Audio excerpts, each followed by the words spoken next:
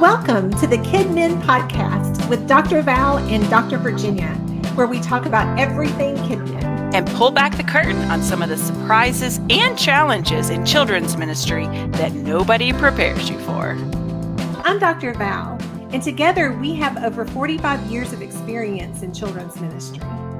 I'm Dr. Virginia. Valerie and I met over 10 years ago in our doctoral program at Southeastern Baptist Theological Seminary. We are excited to share with you all the great stuff that we have picked up over the years. We want to minister to you, the children's minister. Welcome, friends. We are so glad that you have joined us today. Dr. Virginia, how are you doing? Good. How are you? A little tired, but doing good. It's that time of year. Yes. We're barreling into the holiday season at a breakneck speed this year. I feel like the month of October just evaporated. Was gone. Went so fast. Yes. And now we are almost to Thanksgiving. Yes. Or do you do a big Thanksgiving? We've done different things over the years. This year we're staying home. We're going to attempt some potty training. So say a prayer for us. Fun. But yeah, we're excited. So that's good. I love Thanksgiving. Thanksgiving is one of my favorite holidays, and I hate that it gets sort of ignored because of Christmas. Yeah. And so I'm a big no Christmas until the day after Thanksgiving.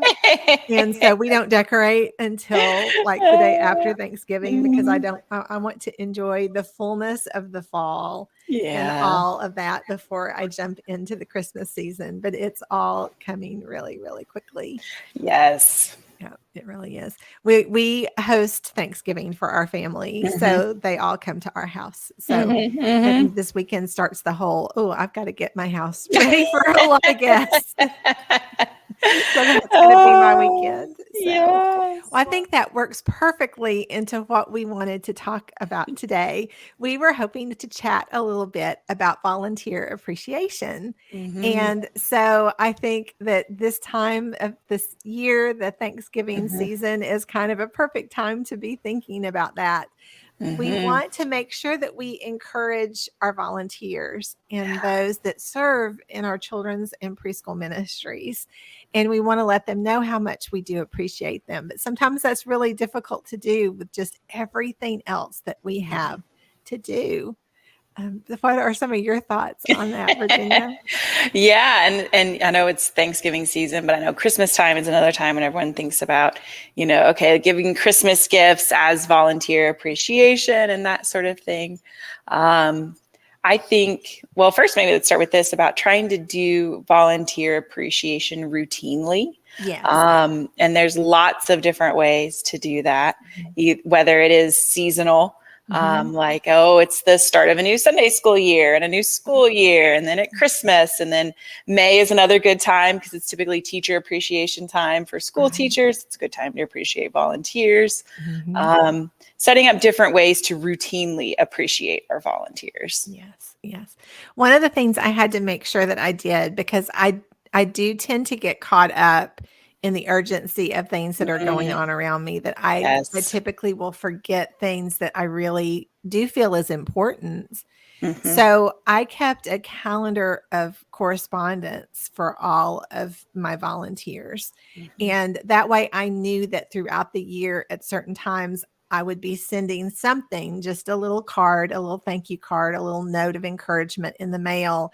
And I wasn't missing people by doing that. And so I literally just kept a little spreadsheet that I had in a notebook that was right there on my desk. And each week I kind of checked. So that way, instead of having to do, 40 thank you notes all at one time, I would just try to do a couple a week throughout the year of just the general, I appreciate you, thank you for all you do. So that way it was just sort of like something. But now I had friends that they would go ahead and they would choose a day and they would write all of their correspondence for the entire year.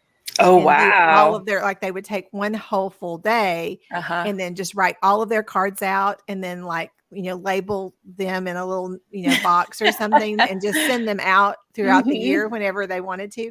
I wanted to be able to personalize the notes more that if I happen to like, for example, if it was a season where I was sending a card to you and maybe you had been sick, then that way I could, say something about hope you're feeling better. Like I could really Right, right. personalize it a little bit more. And so Mm-hmm. I liked being able to do it a little bit along the way as opposed to just doing a batch of just basic cards. Thank But yous. but a lot Yeah. of it has to do with the size of your volunteers Right, staff. So I mean, right.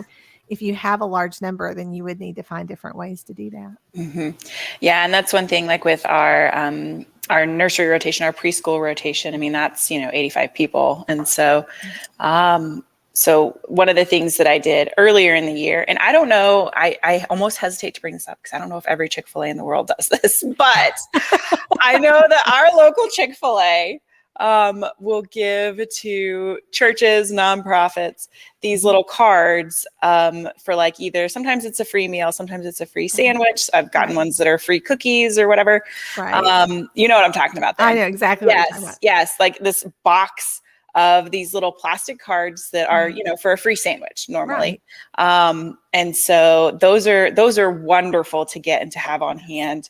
We'll use those for those big events or times where we're needing, hundreds of appreciation, gifts. And so those are great for those, 85 preschool volunteers. Those are great for your 200 VBS volunteers, to type up a letter, type up a note that you can print out, stick one of those in those, and mail to your volunteers as a thank you. Yeah. I think it's important for us to remember that we do need to show appreciation, that we do need to say thank you. But I also think that we don't have to stress so much over the actual item that you're using to show appreciation as much as the idea of it being a personal thank you. Yes. Because there were many, many years that I did not have any kind of budget to be able to do anything for my volunteers, where I had nothing. And so I would try to find, obviously, I would write notes a lot. And so just sending those little notes kind of things. And I remember often I would look at a big event that we were having, like, for example, the fall festival. And I wanted to do something just to show appreciation at that time for people giving their time and their service to the ministry. And so I would just get a little special candy bar. And so I would get some art paper and make a little decorative label that just said, thank you for, your time. Or I would come up with some sort of little rhyme or something to put on it. Right. And then during the event, I would, take those around because I would always be going to check on things anyway throughout the event.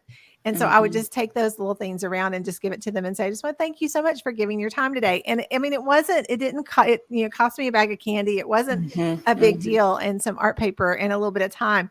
I would a lot of times sit and do those. My husband used to make fun of me because I would a lot of times sit and make those like at night when we would watch TV. I would have a little table I would set up and I would just cut out, little designs, little things. Yeah, and be gluing little cards together. I'd make cards or do something. So it was just finding those little moments where I would have just been sitting there watching TV anyway to kind of put these little goodies together, just to have something to just hand to give to say, it doesn't have to be real swag. It doesn't have to be anything that you've spent a lot of money on, because people get a lot of little items all the time. And so it's more the idea of the thought behind it. Right.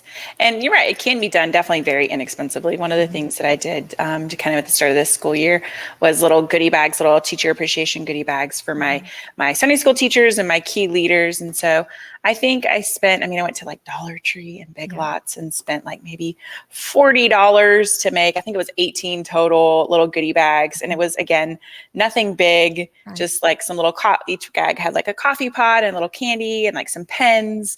And a handwritten thank you note. So I think definitely, it's the communication of our heartfelt appreciation much more than, $1 worth of stuff. Right. Well, and that's, like I said, sometimes when you go to these events and things and you get a lot of stuff and you're kind of like, this is more stuff I have to take home or find a place for, or toss. But it's really more that thought of that you spent the time to think about how much you appreciate them, and that you do show that. And I think you can show that in a lot of different ways. It doesn't even have to be a card or a candy, bar or something. It can just be a quick text message just to say, Mm-hmm. hey, just checking in. It Mm-hmm. can just be, just if you send out emails, just making sure that when you are working on those emails, that you're taking a moment in that email to thank them for what they're doing and show your appreciation. Because sometimes we do get caught up in, just like I said before, the urgency. Right. And so we just kind of jump into what we need, and we don't think, well, we need to make sure that we're thanking people for what they're doing and that we can show them that we appreciate what they're doing. Mm-hmm. And so I think that that's a huge portion of it. Mm-hmm. And I think one of the things too, kind of in the same vein as appreciation, is it's very easy for us to do something well, to have an event, to have VBS, to have the fall festival or whatever, and have it go really well. And then we automatically just move on to the next thing, Right. without taking a moment to really celebrate and appreciate, everything that had just happened. And so I think even, taking a moment as either, via email or in a meeting, or even as a whole congregation, to stop and say, man, like, we just had a wonderful fall festival. This is what happened. Da, da, da, da. We just had a wonderful VBS. This is how many kids came. And celebrating that win, celebrating everyone's hard work, in addition to appreciating them individually. Right. Right. And I think that's huge. And I think that you don't have to do this all yourself as Right. well. Like, I know that in several of the churches where I've served, I've had wonderful senior adult ladies that have always offered to write cards for me, or to put crafts together for me, or to do those little kinds of things, to, make muffins or to bake cookies. Yeah. And so I think that we can utilize all of our resources to be able to find ways to thank the people that are volunteering. Not only that helps you, but it also gives some others in the church that maybe can't serve in children's ministry in another way to be able to do something that they can do, and something that they do enjoy doing. And so, it doesn't always have to just come from you personally. Yeah. But that's something too that I used to really enjoy doing, is just having those little appreciation days that were just sort of pop up, have a table in the hallway with muffins or with cookies or with a little treat or something, with just a little sign that says, thank you for all you do, or, something like that. And have those just kind of pop up randomly, where they just, have those, because, everybody's always running crazy on Sunday mornings. And so it's nice It's a sometimes nice to little have the little snack and surprise, or Yeah. like to come up with something like that, just that you can do, that you can bring and have for them, just to kind of show them that appreciation. And one thing that I really like to do, and I don't do super often, but I do like to have my volunteers and my key leaders into my home. I like to host them for a meal, whether it's something that the church, can provide for the meal, or even if it can't, just thinking back, I had, I don't know, 20 to 25 volunteers in my home. We just brought tables and chairs from the church and just crammed everybody in. And, I just made crock pots of soup, and it was during the winter time.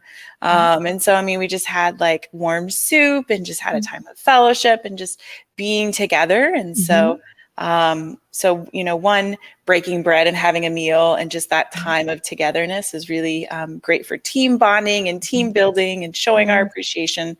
And it kind of falls into, as well, Val and I were talking about this before we started recording, in my kind of experience of trying to learn to appreciate people in meaningful ways, trying to keep in mind appreciating people in different ways. I like to sort of think about it and use the framework of like the love languages, because there are different ways, like different things you're going to communicate to different people. I'm definitely very good at giving words of affirmation. I'm very good at telling people I appreciate them, writing notes. And that's good. And that's important. Right. But that's not going to hit every single person in what's going to be most meaningful to them. And so thinking about ways to not just appreciate people, but appreciate them in ways that are going to really like touch their hearts and be meaningful to them. We were talking about this earlier too. I'm not a big like touchy feely huggy person, but I have those volunteers who are. And so, you know, just like the little old lady who just loves to hug, and, you know, she comes up and of course, you know, give her a hug. And so as I say my words of affirmation, you know, put my arm around her, you know, and pat her shoulder. And so reaching people, you know, where they are, and a meal kind of ties back into that, because that's a good way it's a good act of service. It's quality time with your volunteers. And those are all things that are going to touch different volunteers, and at times be much more effective than, you know, our handwritten note, even though it's very meaningful and it is very effective. We should still do that. Those different things are going to touch different people more deeply. So. Oh, for sure. And I think we use the word relationship a lot, and I know that, but I think that God created us for relationships, and he wanted us to work together and relate to one another better, and to do things. And I think that just like we say, our kids learn better when we have a relationship with them, I believe that our volunteers are more connected to our ministry when we have a relationship with them. Yeah. And so when you take that time to do those kind of things, to have just a drop-in open house at your home, you know, at sometime during the year, for people to come by and for you to have those meals that you have together, or that time together, or to come up with some other kind of activity that you can do as a group, you know, not on too much of a regular basis, because we don't want to take too much of their time, because they're already giving so much time as volunteers. But we do want to see if we can find ways where we can build our relationships a little bit with them throughout the year, and find those kind of ways to make connections. And so it's really huge to be able to do that. And I think not just appreciating people for what they do, but recognizing who they are, if that makes sense. Not just thank you for serving in VBS, but thank you for loving our kids so well. Thank you for helping Jimmy when he was having a meltdown. Thank you for being so encouraging to this family as they were dealing with the death of a grandparent or something like that. So just recognizing not just their actions, but qualities about that person that they bring to your ministry, and that enhance your ministry, and that they use as they minister to your kids and to your families. And just like when you're working with a challenging child, if you have a volunteer that is challenging, the more you can build a relationship with that person, and the more that you can show them that you care about them as a person, not just as a volunteer, it changes the way that they look at what they're doing for you, and it changes the way you look at them. And so taking time to pray for your leaders, taking specific time to pray individually for people, and to really let God put them on your heart, so that you are aware of what's happening around them and what's kind of going on, so that you can minister to them. For me, I felt like I was ministering to my volunteers as much as I did to my kids. You know, they were part of my ministry, and I felt like they're part of my responsibility, and they're part of who I'm reaching out to and who I'm serving. And so I always wanted to make sure that I let them know how much they meant to me, and as people, not as what they just did for me. Right. I think we talked one time when we were discussing working with the children about doing things like attending a ball game, if we had the ability to do that, or, you know, to be at a music recital, or to somehow find a way to make a connection outside of the church with them. And I think that it sort of works the same way with our leaders. I think it's finding those moments, you know, visiting when something has happened, checking in on them, making those phone calls, you know, making sure that they're okay. Because for me, I know I had a lot of volunteers that served for me on Sunday mornings during the Sunday school life group hour. And then they went to worship service, and then that was it. They didn't have a small group connection. That's something that I really worked hard to do the entire time I was serving at a church was to connect my volunteers to a small group. Because I wanted to make sure that if they were not attending a Sunday school class, they were still considered to be a part of a Sunday school class. So I would always ask that teacher, I'm going to put them on your roll because that's the class they would be attending if they weren't serving for me. And so when you have class get-togethers, when you have your class parties, when you have your prayer chain sent out, I want you to include her with you on those things because she's not getting those things in children's ministry because she's missing that because she's volunteering. And so I always wanted to make sure that I'm tried to make that connection. But sometimes that always didn't work great. Sometimes the Sunday school teacher just wasn't that kind of Sunday school teacher that would keep up with people. They just kind of taught their class on Sunday mornings and that was it. So they didn't really do a great job keeping up with the person who volunteered. And then sometimes the person who volunteered was sort of like, no, I'm not in the, I don't really care about that kind of thing. That's, not my thing. And so I wanted to make sure that somebody was always checking in with them, making sure everything was good, knew when they had a death in the family or an illness in the family or a new grandbaby or, just so that I was the person that was sort of making that personal church connection to them for them. Because I knew they were ministering to their kids, but they needed somebody that was going to be focusing on them as well. Yes. Yeah. So definitely building community and relationships with our volunteers for sure. Right. For sure. Yeah. And so I think it's just really important that we sort of look at that whole picture when we're thinking about how well are we ministering to those people who are giving so much of their time to be able, to teach children the Word of God. And so I think it's super, super important. So now, Virginia, I know you are really good with Pinterest. Sure. I guess so. I don't know. I just get on it and scroll. See, that's good because it's better than I've not really ever jumped into it very well, but I've tried to. I really do try to, but I'm not that great with it. But I was thinking about it earlier today that if I were serving right now and having to come up with ideas for volunteers, I'm assuming that Pinterest would probably be a good place to go. Oh, absolutely. Absolutely. Especially like teacher appreciation stuff. A lot of those kind of ideas can be reformatted to apply to our volunteers, whether or not they're teachers or whatever they're doing. And so, yes, so definitely Pinterest is a great place to get lots of ideas for, teacher appreciation, volunteer appreciation, all kinds of stuff, really. I love Pinterest. Craft ideas, game ideas, everything. I am a huge believer in not reinventing the wheel if you don't have to. And I always just need a little bit of inspiration. I am not very creative on my own, but if I can look at something that's similar, then I can kind of make it work for what I need it to do.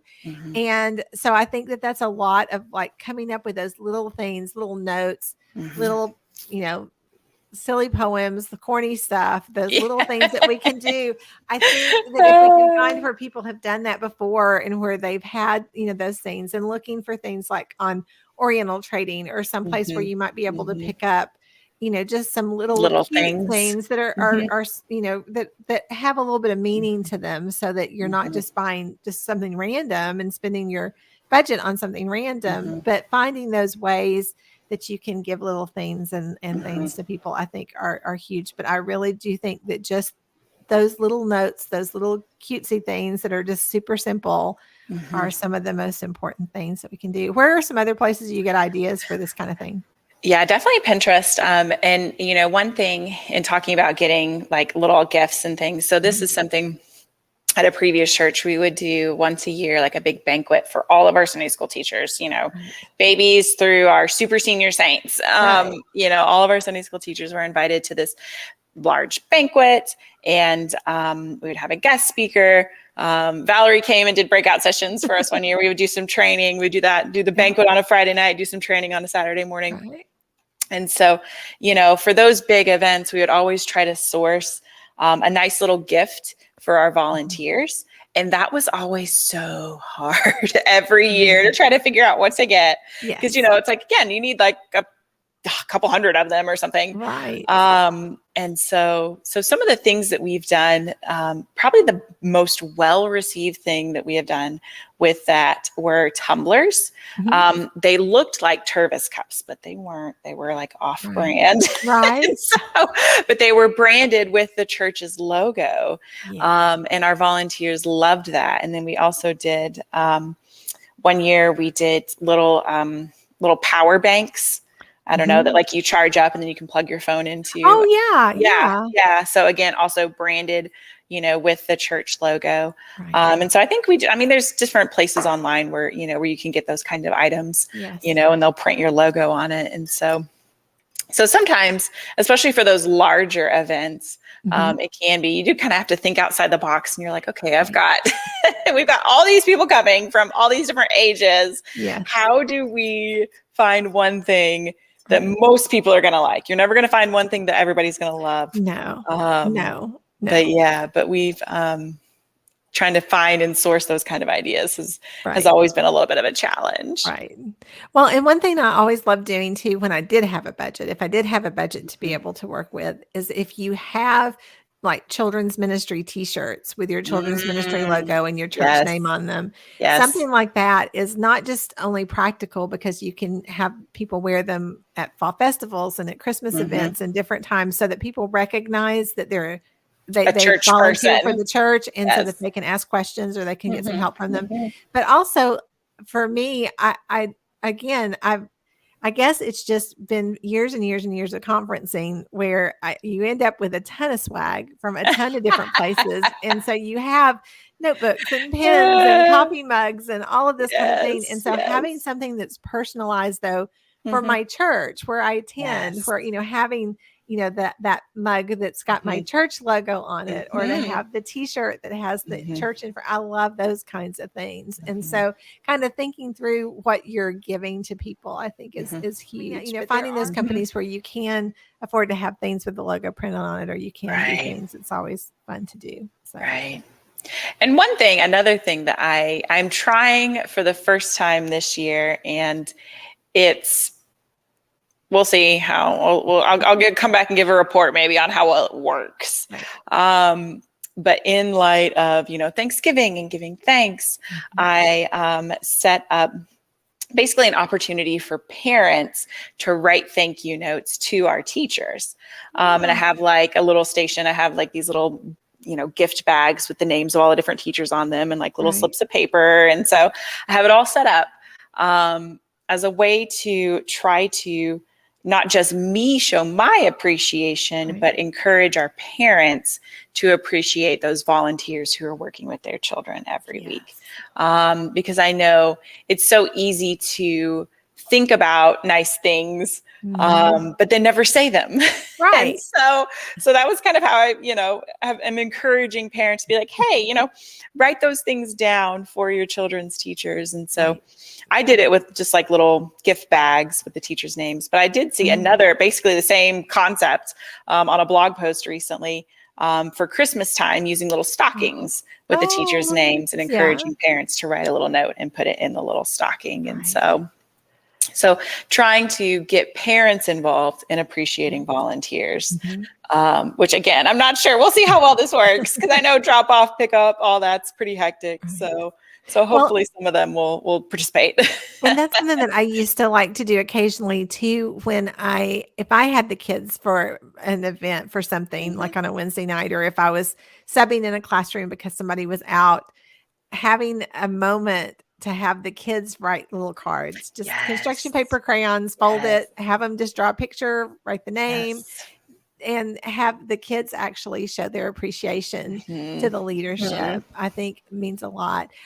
It's little moments that make a huge difference. And the problem is that those little moments can disappear if we don't make note of it and have that down as a plan. I talked about how I had that little notebook where I kept like the names and I marked off so that I could remember, because it's those little tiny things that you want to make sure that you do. But even having those moments where you're in worship service and you can have volunteers stand and let the church show appreciation to them. I know it doesn't sound like a big deal, and it's really hard to, because there's a lot that needs to go on a Sunday morning. But even if just once a year you can have that moment where the pastor just thanks them from the pulpit to Right. say, we appreciate what you're doing. We see the sacrifice that you're making for our children and for our families. And so we appreciate that. Yeah.